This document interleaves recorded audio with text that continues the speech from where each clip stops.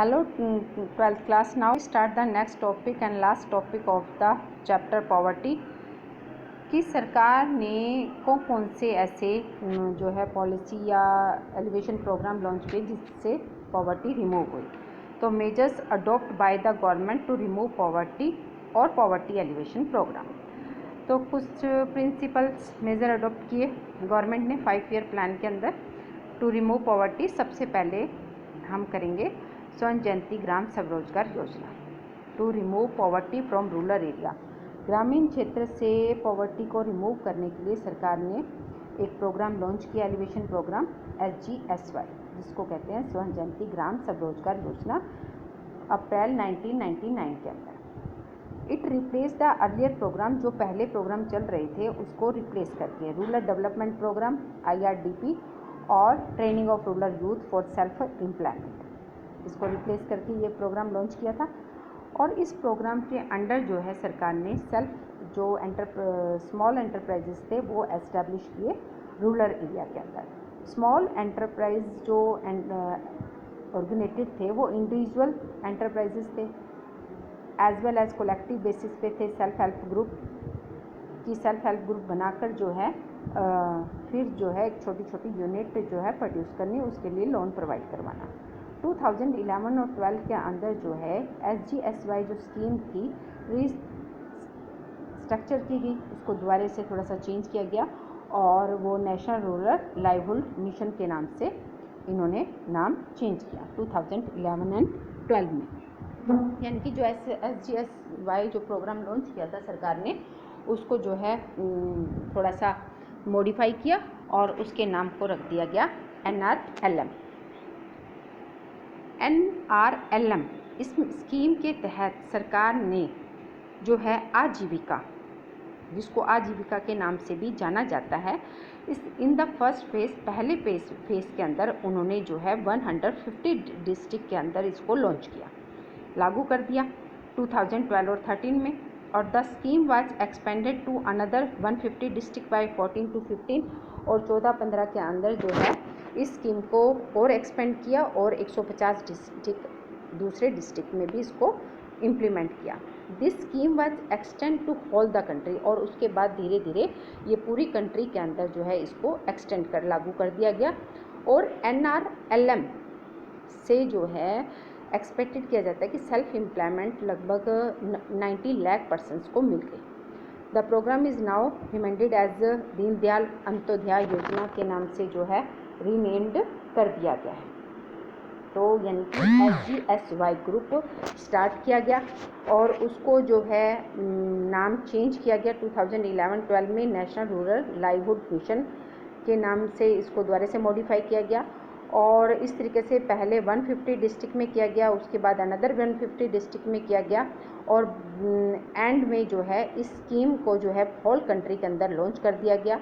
और इस स्कीम के अंदर जो है क्या पॉलिसी रखी गई कि सभी लोगों को जो है सेल्फ एम्प्लॉयमेंट मिलेगा, यानी कि स्वयं का रोजगार किसी अपना खुद का, जिसमें गवर्नमेंट जो है सहायता प्रोवाइड करवाती है, जिसमें 90 लाख पर्सन्स को जो है रोजगार मिला। और अब इस प्रोग्राम का नाम जो है रीनेम्ड करके दीनदयाल अंत्योदय योजना रख दिया गया है। सेकेंड जो योजना 2001 में लॉन्च की गई, उसका नाम है संपूर्ण ग्रामीण रोजगार योजना। संपूर्ण ग्रामीण रोजगार योजना जो है लॉन्च हुई थी 1 सितंबर 2001 में। जवाहर ग्राम समृद्धि योजना और एम्प्लॉयमेंट इंश्योरेंस स्कीम, इन दोनों योजना को मर्ज किया गया और एक सिंगल योजना बनाई गई। और इस योजना का जो मेन ऑब्जेक्टिव था वो था कि लोगों को रोज़गार प्रोवाइड करवाना और साथ में रीजनल की डेवलपमेंट करना इकोनॉमिक और सोशल कंडीशन के अकॉर्डिंग। नेक्स्ट इसका जो एम था वो था डेवलपमेंट ऑफ इंफ्रास्ट्रक्चर, यानी कि आधारभूत जो ढांचा था उसको सही करना। और ये योजना का जो टारगेट था 100 crore man days for labour, और इट हैज़ नाउ बीन सबसम्ड इन मनरेगा। और अब इस योजना को जो है मनरेगा के अंदर जो है मर्ज कर दिया गया है। इसके तहत लोगों को रोज़गार देना कम से कम 100 करोड़ लोगों को, ताकि वो सही तरीके से अपना काम कर पाए। फिर नेक्स्ट जो योजना लॉन्च की गई थी 2001 में ही, प्रधानमंत्री ग्राम उद्योग योजना। ये योजना भी 2001 में लॉन्च की गई। इसके अंदर जो मेन इसका उद्देश्य था वो था improving the standard of living of rural people by developing 5 important area. इस योजना का जो मेन उद्देश्य था, जो ग्रामीण क्षेत्र में लोग रह रहे हैं उनके स्टैंडर्ड ऑफ लिविंग को इम्प्रूव करना। उसमें 5 चीज़ों को इन्होंने ऐड किया, जिस पे सबसे ज़्यादा फोकस किया था वो क्या था, health, primary education, drinking water, housing और रोड, ताकि लोगों के जो रहन सहन का स्तर है वो चेंज हो। और इन्होंने इस योजना के तहत 3 प्रोजेक्ट जो है किए। एक प्रधानमंत्री ग्राम सड़क योजना, जिसका मेन उद्देश्य था रोड की कंस्ट्रक्शन करना।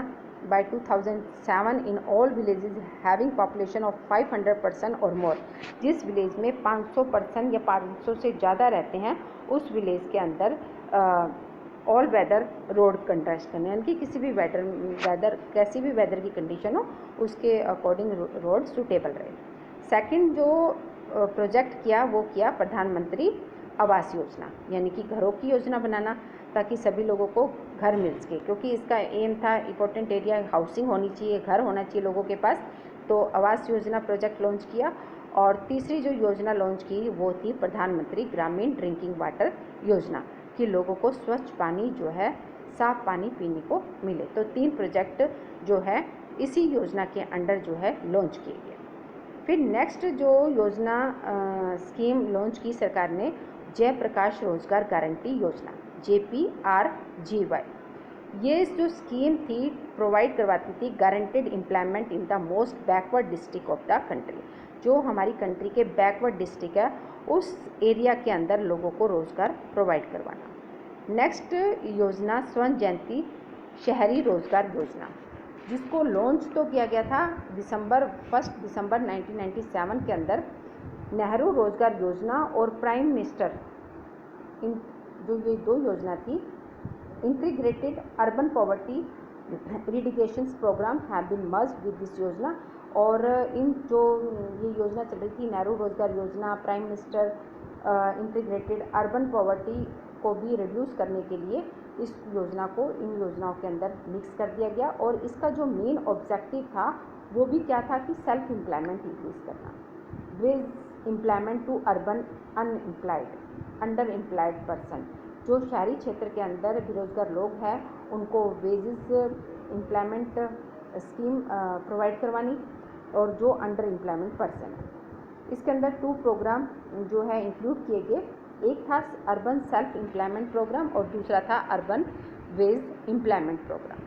टोटल जो इन प्रोजेक्ट पर खर्चा हुआ था वो जो है 75% is borne by the central government. इस प्रोजेक्ट पे जो भी खर्चा हुआ या होगा उस पर जो है सेंट्रल गवर्नमेंट सेंट्रल गवर्नमेंट का जो शेयर है वो 75% रहेगा और रिमेनिंग 25% शेयर रहेगा स्टेट गवर्नमेंट का। फिर एक और स्कीम सरकार ने लॉन्च की पॉवर्टी को रिमूव करने के लिए, प्राइम मिनिस्टर रोजगार योजना। इस स्कीम का भी मेन उद्देश्य था कि जो हमारे देश में पढ़े लिखे बेरोजगार व्यक्ति हैं उनको रोज़गार प्रोवाइड करवाना। और इस योजना के तहत जो है लोन प्रोवाइड करवाया जाता था up to 1 lakh for opening his wine entrepreneurs and 2 lakh for other activity. यानी कि कोई व्यक्ति अगर अपना खुद का उद्योग शुरू करना चाहता है तो उसको 1 लाख लोन प्रोवाइड करना, या कोई दूसरी एक्टिविटी स्टार्ट करना चाहता है तो उसको 2 लाख रुपए तक का लोन प्रोवाइड करना। उसके बाद सरकार ने पॉवर्टी को रिमूव करने के लिए development of small and cottage industry जो है की स्कीम लेकर आए। Special measure have been taken by the government to develop small and cottage industry with a view to removing poverty and unemployment through a spread of cottage and small scale industry. तो सरकार ने small और cottage industry थी उसके विकास की तरफ उन्होंने ध्यान दिया ताकि जो लोगों को रोज़गार मिल सके और देश में से गरीबी जो है दूर हो सके। फिर प्रोग्राम लॉन्च किया था minimum need program, to raise the standard of living of the poor. Minimum need program was launched during the 5th plan. जब हमारा देश का 5th प्लान जो है लॉन्च किया गया था, तो उसके अंदर जो है मिनिमम नीड प्रोग्राम को भी इंक्लूड किया गया, जिसका मेन उद्देश्य था कि जो पुअर पीपल है उनकी कम से कम मिनिमम रिक्वायरमेंट पूरी होनी चाहिए। जैसे ये प्रोग्राम कवर करती थी primary education, adult education, rural health, rural water supply, rural road, rural electrification, rural health, rural water supply, rural housing, ecological improvement of the urban slums, यानी कि अर्बन एरिया के अंदर जो झुग्गी झोपड़ियाँ हैं उनकी इकोलॉजिकल को इम्प्रूवमेंट करना, और ग्रामीण क्षेत्र में पानी की, रोड की, इलेक्ट्रिसिटी की, हेल्थ की, एजुकेशन की ये फैसिलिटीज़ प्रोवाइड करवाना। और इसका जो मेन उद्देश्य था यही था कि पुअर जो सेक्शन है उसकी क्वालिटी ऑफ लाइफ को इम्प्रूव करना, इस प्रोग्राम का मेन उद्देश्य था। एक प्रोग्राम लॉन्च किया सरकार ने, 20 point program. A new 20 point economic program जो लॉन्च किया था वो 14 जनवरी 1982 को लॉन्च किया था। इसमें 20 जो है बातें इंक्लूड की गई कि किन किन चीज़ों पर मेन फोकस किया गया था।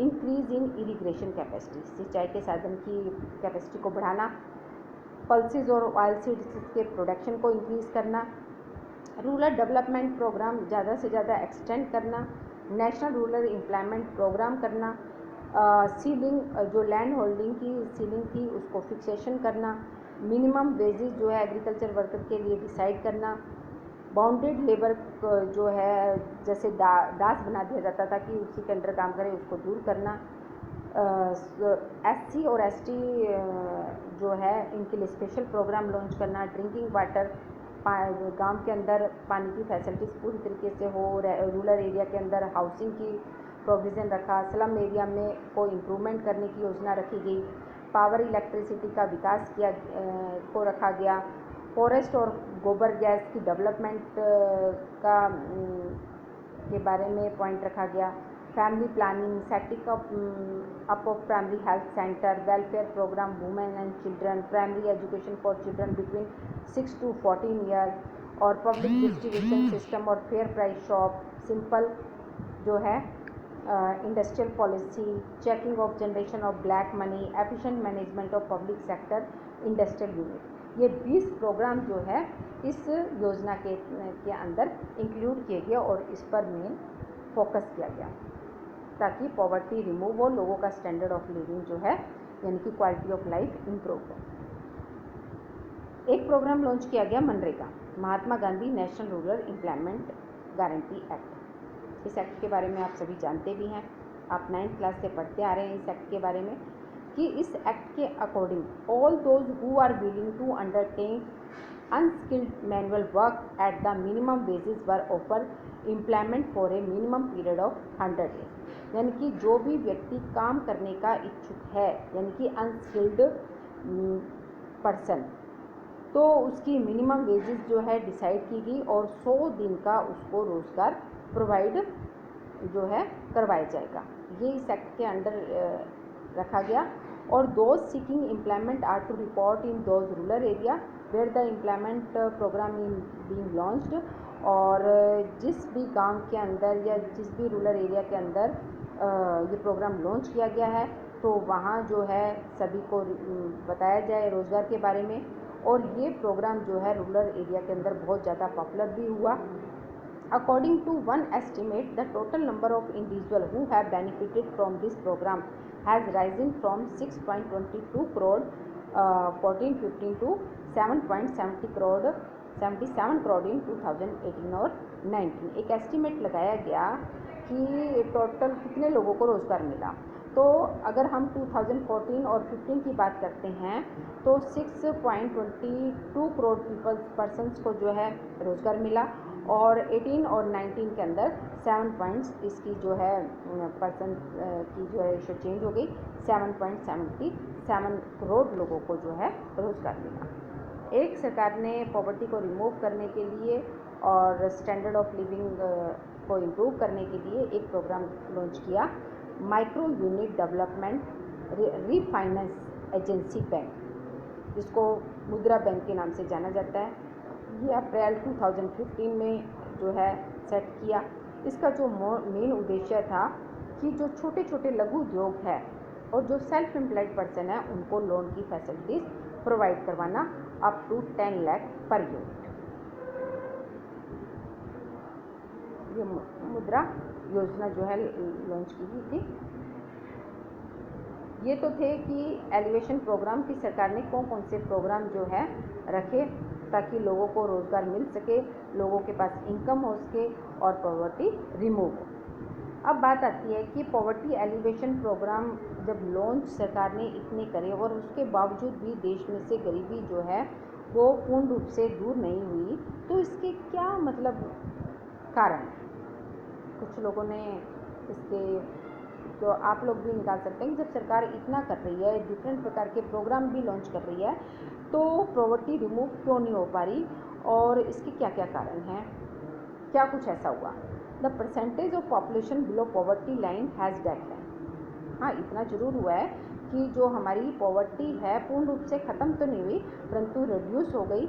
73 और 74 की बात करते हैं तो below the poverty line 46% people थे, जबकि 2011 और 12 में ये जो परसेंटेज थी कम होकर 21.9% हो गई। वेजेस रेट जो है वो इंक्रीज़ हो गए। पहले लोगों को मजदूरी कम मिलती थी, अब ज़्यादा मिलने लगी, परंतु उसके बावजूद भी जो है पॉवर्टी एलिवेशन प्रोग्राम जो है पूर्ण रूप से जितना मतलब कि चाह रहे थे कि उतना उस हिसाब से जो है कम नहीं हुई। तो इसके क्या कारण हैं? सबसे बड़ा जो कारण है कि administration and concern staff were inefficient and could not work effectively because of complex procedure involved. Also there was no one to monitor the follow-up action.